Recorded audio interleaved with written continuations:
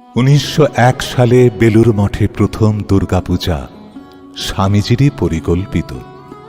এরপর বেলুর মঠের এই ঐতিহ্যবাহী দুর্গাপূজা এত বছর ধরে মহা সমারোহে অনুষ্ঠিত হয়ে আসছে। এই প্রথম দুর্গাপূজায় শ্রী শ্রী মা শারদামণি দেবীও উপস্থিত ছিলেন। এই পূজা তাঁরই নামে সংকল্পিত এবং সেই ধারা আজও চলে আসছে। আসলে সন্ন্যাসীরা কোনো বৈদিক পূজা করার অধিকারী নন বলেই শ্রী শ্রী মার নামে বেলুর মঠের দুর্গাপূজা সংকল্পিত হয়। স্থান বেলুর মঠ। কাল 1901। স্বামীজি তাঁর শিষ্য শরৎ চক্রবর্তীকে ডেকে বলছেন, ওরে, একখানা রঘুনন্দনের অষ্টাবিংশতি তত্ত্ব শিগগির আমার জন্য নিয়ে আসবি।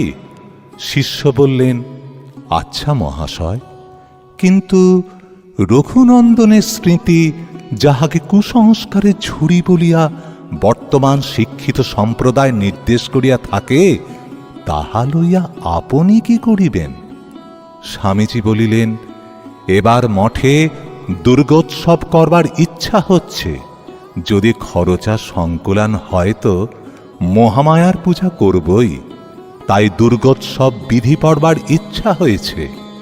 তুই আগামী রবিবার যখন আসবি তখন ওই পুস্তকখানি সংগ্রহ করে নিয়ে আসবি। শিষ্য বললেন, যে আজ্ঞা। বেলুর মঠের ঐতিহ্যগত দুর্গাপুজোর এই হল প্রেক্ষাপট।